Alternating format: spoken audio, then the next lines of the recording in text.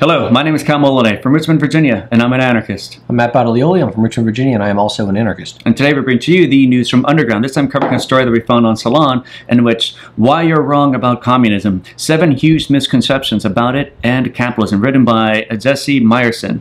So this is going to be an interesting piece that we're going to kind of take apart and critique and show you all the different numerous ways and how this person even shows more further information about, I guess, communism, democracy, socialism, capitalism. The format of the article, by the way, is there's just 7 points and they're all bullet pointed, and then we're just going to go down those and pick out something about each one of them and talk about it a little bit. Yeah. But I guess, before we kind of continue with this, it's best to kind of first define some of these terms and terminology. So how would you define capitalism?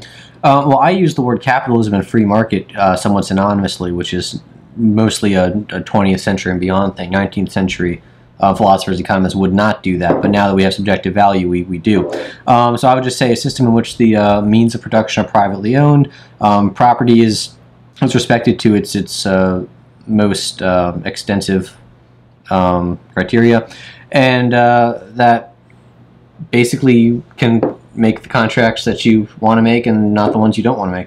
Yeah. So essentially respect for private property and voluntary exchanges.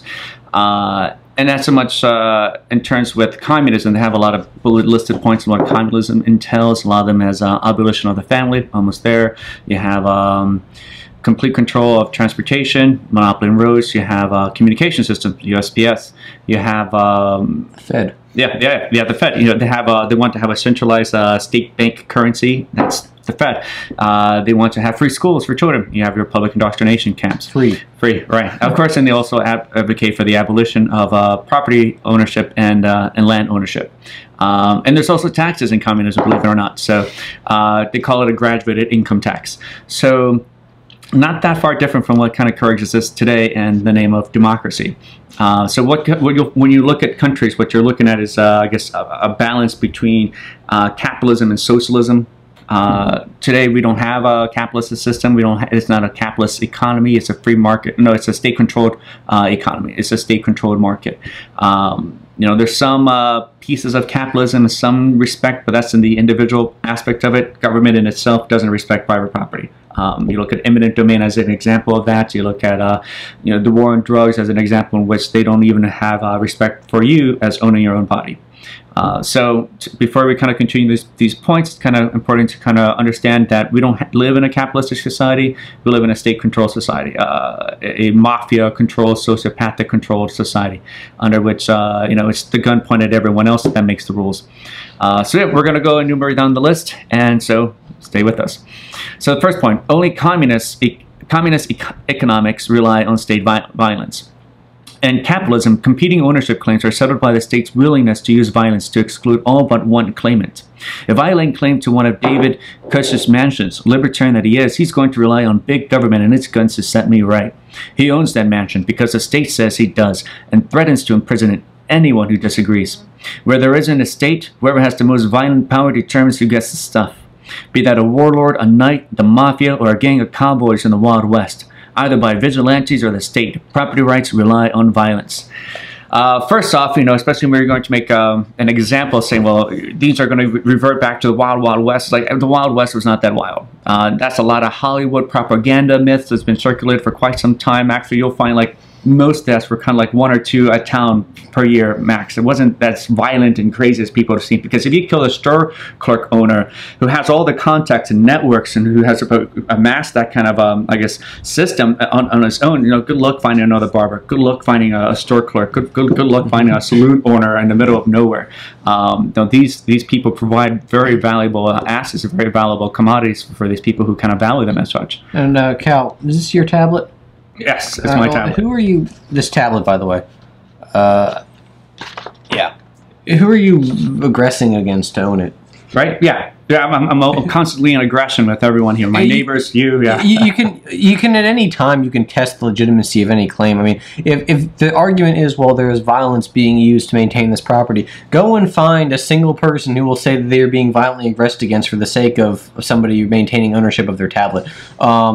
or even their house, or even their beach house they aren't actually living in at the time. Right. You know, nobody actually is going to say that, oh yes, I'm being aggressed against. So that's completely legitimate. You know? Right. There's no factual evidence to show that I've ever used violence to obtain any of these materials from my property. I'm not using violence to claim self-ownership of my body. Right, and of course, when you look at a lot of the words that a lot of these Marxists use, socialists, all like, they're very vague, and they like to encompass everything as violence. They like to say all property is violence, and they find it difficult to kind of press them to give you a real definition that can kind of preclude and exclude areas that what is not violence, right? So I like to define violence as placing a person in an involuntary position without their consent or choice, right?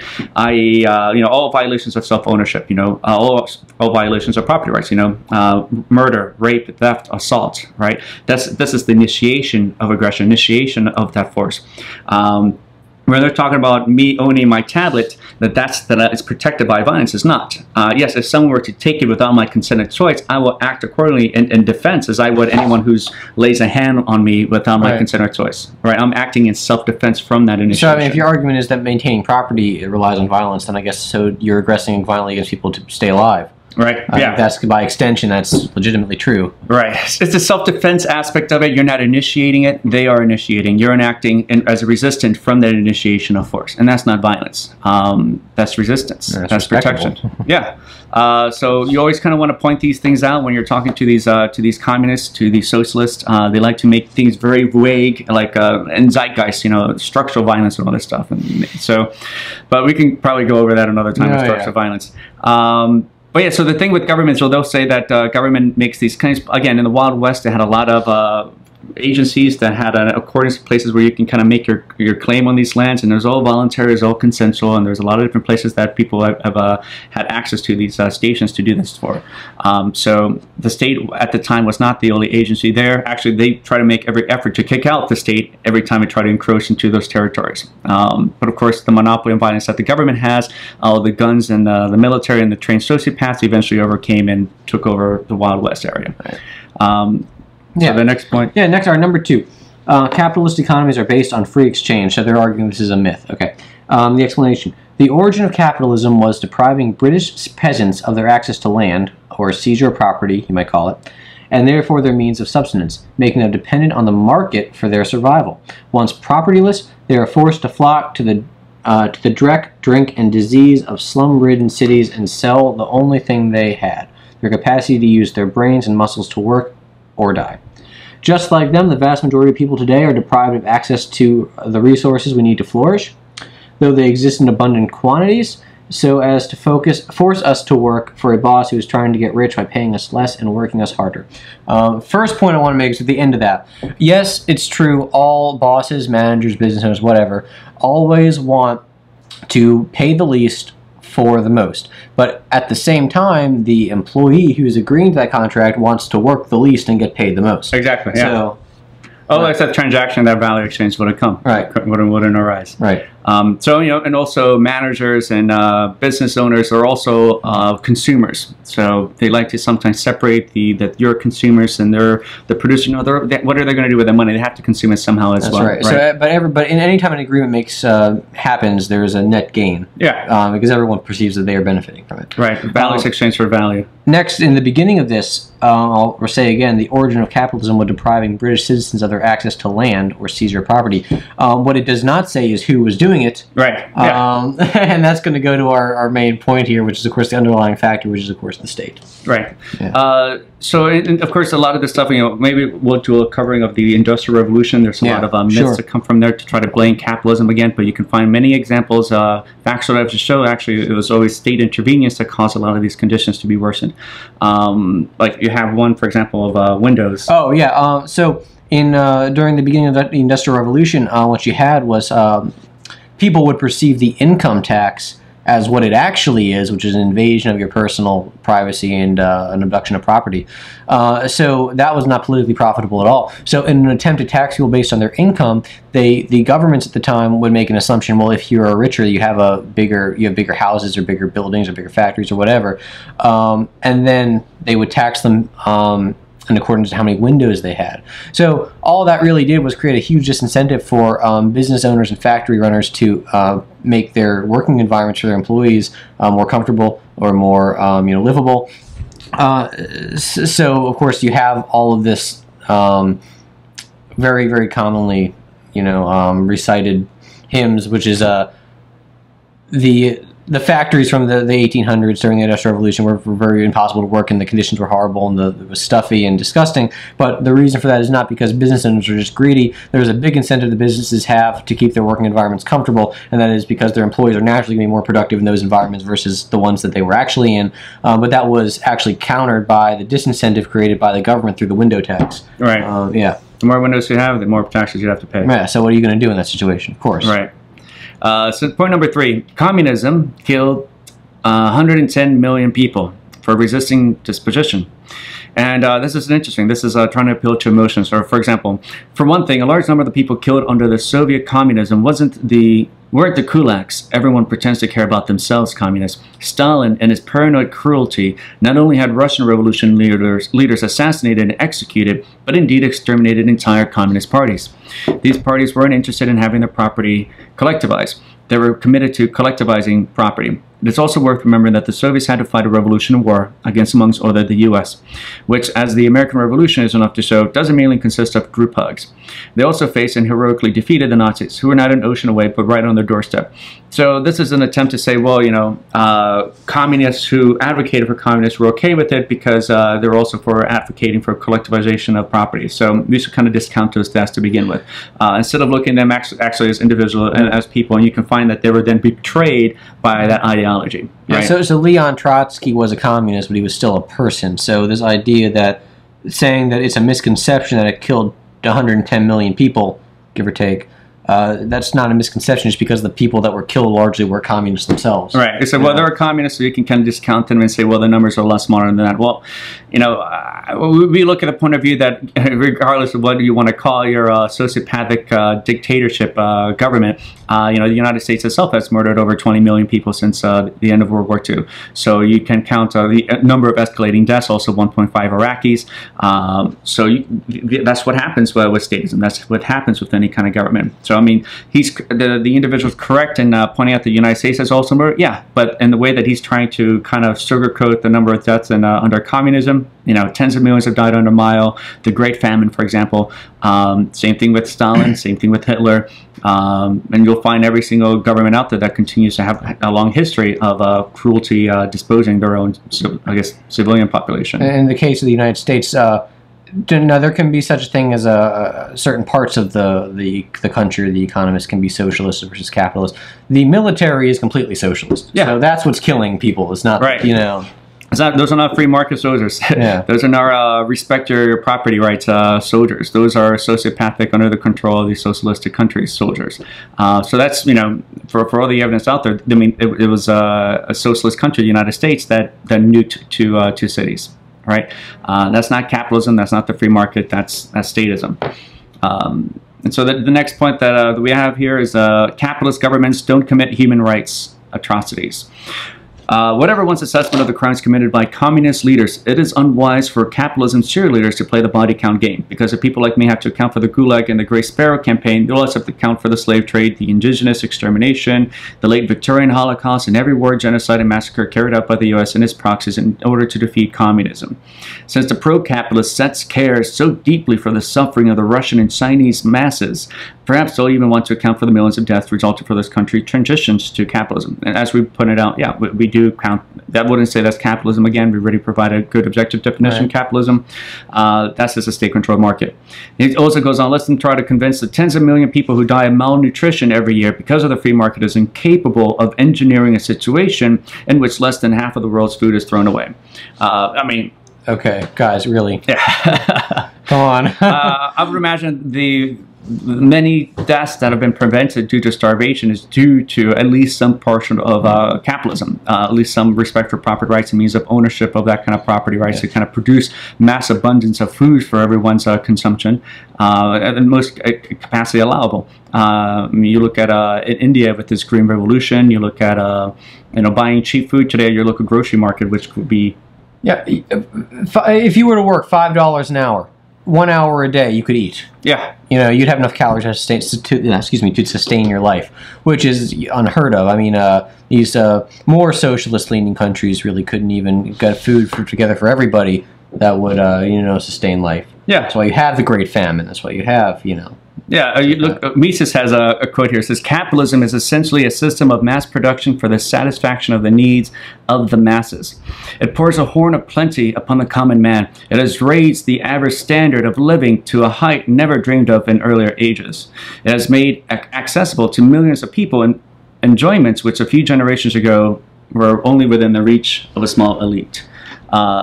So you find a lot of people today, especially those in poverty here in the United States, that they have access to vehicles, they have access to microwaves, refrigerations, cell phones. And Mises died, by the way, at 92 years old, 1973. Oh, wow. Yeah. In fact, since the collapse of the Soviet Union and the spread of more free market economies around the world, global poverty has declined rapidly.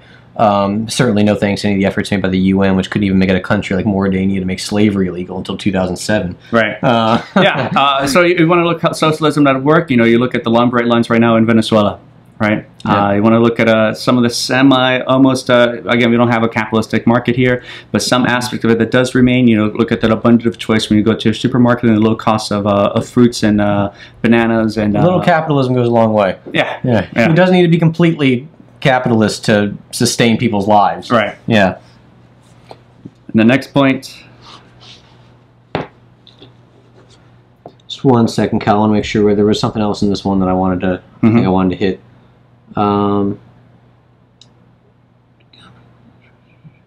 I think you might have mentioned that in the beginning. I just wanted to point out that the part of the United States government, I would say capitalist government, as is in the title, capitalist governments don't commit human rights atrocities. Capitalist government's almost an oxymoron. Yeah. It is there's no such thing. Like, for example, when you look into, if you study economics or have any of these textbooks at your local colleges, and they'll try to say, well, this is a free market policy. No, there's nothing free market about it. It's always state controlled.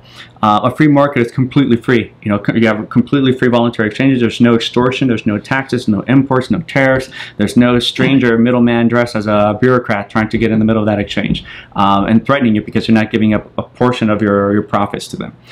That's government. That's a state controlled market. All right. So the 21st century. Yeah, 21st century, the misconception they're citing, 21st century American communism would resemble 20th century Soviet and Chinese horrors. He goes on to say, for me, communism is an aspiration, not an immediately achievable state. It, like democracy and libertarianism, is utopian in that it constantly strives towards an ideal. In its case, the non-ownership of everything, the treatment of everything, including culture, people's time, and the very act of caring and so forth, as dignified and inherently valuable rather than as commodities that can be priced for exchange. Steps towards the state of affairs needn't include anything as scary as the wholesale and immediate abolition of markets. After all, markets predate capitalism by several millennia, and communists love a good farmer's market. Okay. Yeah, I wouldn't say that we ascribe for utopia. Utopia, I don't. Yeah, I haven't met any libertarians or anarcho-capitalists that advocate for utopian. We want problems that can be solved non-violently, of course. I want someone to make a better computer. Yeah, exactly. Yeah, I want an upgrade. I want a new, better version. What's point 2 going to look like? Yeah. Utopia means we're done. It's over. We already have all the complete policies, so we have everything's perfect, right? And I don't want everything to be perfect. I want there to be ways to always continue to improve and ways to kind of solve these problems without the state intervention of a gun.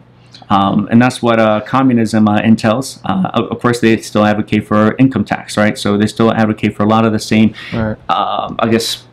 policies that today's socialists advocate for here in the United States of tax forms. So you find that to be, I don't know. I find that to be kind of a misconception or kind of a distraction. When he talks about as dignified and inherently valuable, value is still subjective. These trying to place an inherent value. It's not something that it goes against value subjective. The value is subjective. It goes against that. It's not. No commodity has an inherent value. Right. Yeah, if everyone stopped smoking and nothing else changed, tobacco would be worthless tomorrow. Right. That's what he talks here about about treatment of everything, including culture, people's time, the very act of caring, and so forth, as dignified and inherently valuable rather than as commodities can be priced for exchange. And then he talks about how they'd all love a good farmer's market. Well, Right. that farm is going to dry up and die because you have, without any reasonable market prices that are determined only decentrally, which doesn't exist in communism or socialism, then those prices don't reflect the actual supply and demand, the marginal utility, the scarcity of each thing. So if the centralized planning board says, well, the price of whatever crop is 80 cents, but it turns out to be $1, well, that's going to be overpicked. The farm would be collectivized, by the way, so no one's going to be able to reap profits from that farm. So they're not going to bother with tilling the land or watering the crops or any of that stuff, because they're not going to get any benefit from that that they can perceive, and then whatever good is there already will be immediately picked over, and that's called the tragedy of the commons. They can't pursue their self-interest. Right, and people are naturally selfish. Yeah, nothing wrong with that. No, nothing wrong with that at all. That I care about other people. First person you should care about first. It's yourself. To sustain your own needs before you can kind of reach out to help others. Is it reasonable in any way to expect a person to routinely make a decision that puts them in a worse situation tomorrow than they were today? Right. And that's all about the individual, which is the last point that we'll cover in a second. Now point 6 and 7. You want to hit 6? Yeah. So communism fosters uniformity, but people do a lot more than consume. One thing we do a huge amount of is work, or for the millions of unemployed Americans, try to and are not allowed. Communism envisages a time beyond work when people are free. As Marx wrote, to do one thing, this lazy guy, to do one thing today and another tomorrow, to hunt in the morning, fish in the afternoon, rear cattle in the evening, criticize after dinner, without ever becoming hunter, fisherman, herdsman, or critic. And that way, communism is based on the total opposite of ununiformity, tremendous diversity, not just among people, but even within a single person's occupation.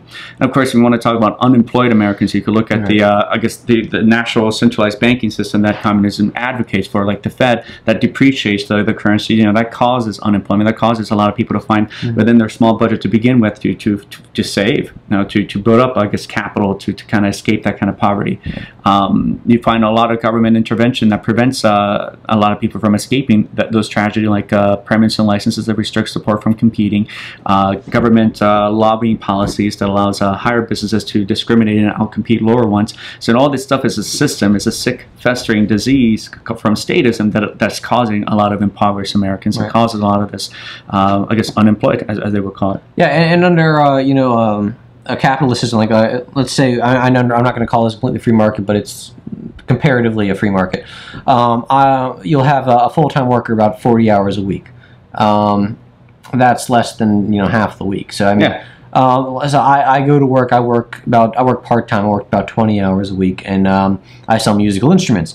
And I can do that, and then I can come here and I can make these videos, and I can work on my albums, and I can do all these things that I really like to do, because like we mentioned earlier, for the less than the price of what one person will make every hour, I can feed myself for the day if I want to. I mean, sometimes I like better food, but I'm saying I don't have to worry about my survival because the food's so abundant here, because people have an incentive to actually produce and to market their products. I don't have to worry about those things. I don't have to work as hard, so I have some leisure time. I have some time to do different things. So that this idea that that communism doesn't foster uniformity and capitalism will, as they're going to point out in the 7th topic, which I'm going to hit in just a second, is completely ridiculous, because it is the fact that I don't have to work so many hours doing the same thing over and over again that makes it so that I can have a different interest and enjoy different aspects of life that I wouldn't. That's why you're not a farmer. That's why I'm not a farmer. Before the 1900s, it was like less than 1% of people were not farming to make money. Yeah. But those people found better jobs eventually, and so did phone operators. And eventually, if robot's going to take my job, and I'll have to find a better job. Yeah. It pushes you out to find and explore different areas. Yeah, I mean, so I don't have to do crappy work like like go work on a farm for 16 hours a day. Right. I can go work in a completely air-conditioned building selling instruments for 6 hours a day, and have a higher standard of living, and then go do other things for the rest of my time. Now, it is true that sometimes the division of labor does have a person for those time while they're at work doing one pretty monotonous task, but to the extent in which that's all they'll do for their whole life, that's pretty ridiculous. Yeah. And I guess point number 7, sort of recapping that a little bit. Right. Well, there's in terms of individuality, I would say a free market kind of caters to that because there's a niche market for anything imaginable out there, and there's a market for anything you can imagine or think about. You look at niches and markets for toys, niches and markets for movies. A lot of the stuff that prevents the individuality, that strangles and suffocates, that is intellectual property. So intellectual property in itself is what kind of prevents a lot of this, I guess, unique creativity to come out and to be as prosperous and as abundant. So of course the author here is making the statement that capitalism restricts that. No, it's called the state-controlled market that restricts that. It's the monopoly on patterns, on trademarks, on copyrights, on patents that are preventing this rich abundance of other new materials and new abundance of, I guess, not the stale commercialized versions that you see today that prevents competition from, I guess, small competition. Again, that's lobbying for state control. Lobbying for politics. Right. It's government itself that gets in the way, not these businesses. Without government, there's no one to bribe, there's no one to lobby, there's no one to enforce those guns onto other people. You got to put up or shut up. Yeah, yeah, pretty much like the fashion industry. You know, they compete, try to compete each other like every week, and they don't have copyrights on the patterns and dress styles that they showcase. But like every week, new forms of styles comes out all the time. So that's what you'll have. You'll have like a lot of different versions of, I guess, movies that will come out, you know, that kind of restricts it because of copyright issues. You have a lot of different books, and a lot of different characters, a lot of fanfic will come out. I mean, you look at Tesla again, you know, releasing other panels because they want to see a huge market competition of electric vehicles. All right, so at least they're ahead of the game, and they understand, I guess, the tragedy that comes with that, and they see the incentive in that kind of competition. It's like when restaurants sing the happy birthday song to somebody, they have to all have their own version because they don't have to pay a royalty or anything. Right? Yeah, yeah. You can't use your own vocal cords and produce vibrations in the air. So you're not robbing anyone of any property, and then that sounds more. It is socialistic. Yeah, extremely. Yeah, and kind of matches this communist ideal as well. So with that, you know, save capitalism, liberate the free market, and end this socialist nightmare. I'm Kyle Moloney. Matt Battaglioli. See you guys at Victory Party. Take good care.